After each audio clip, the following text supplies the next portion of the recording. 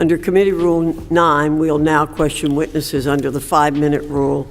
I remind members that I'll strictly enforce the 5-minute rule. So members are advised to keep your questions succinct so the witnesses have time to answer. Please don't talk for 4 minutes and then ask the witness a question. We've heard from many students that they do not feel safe. You've talked about that in your statements. But the anti-Semitism we've seen on your campuses didn't come out of nowhere. There are cultures at your institutions that foster it because you have faculty and students who hate Jews, hate Israel, and are comfortable apologizing for terror. How did your campuses get this way? What is it about the way that you hire faculty and approve curriculum that's allowing your campuses to be infected by this intellectual and moral rot? President Gay, then President McGill, and President Kornbluth.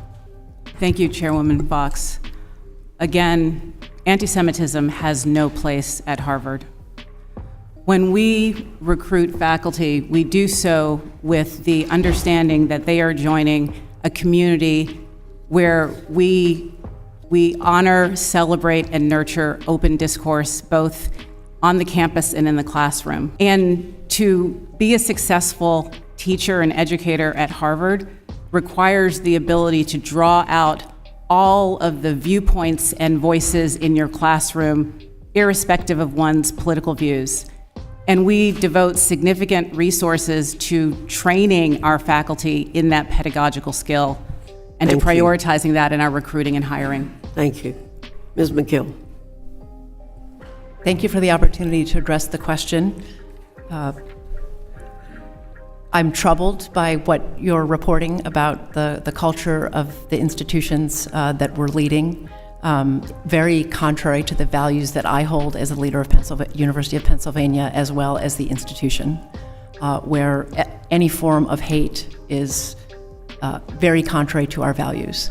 I would venture and answer Chairwoman Foxx that anti-Semitism has a role in the broader society, and that's what we're seeing happening in the society and on our campuses, and I'm committed to combating it in immediate term and the long term.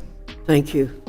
Dr. Kornbluth. Yes, so MIT is a majority STEM education and research institution, and we are devoted to solving the problems that face society. Our faculty are hired for their brilliance. Now, we allow them to say what they'd like in the classroom in the name of free expression, but we are committed to having them know that that our campus must be a welcoming and inclusive environment. And although they may say what they like in the classroom academically, targeting any individual student, harassing or discriminating is strictly forbidden in our classrooms and on campus. Thank you. We will be following up with asking for specific plans for disciplining student and faculty who assault or harass students or prevent them from accessing undisrupted classes or campus spaces.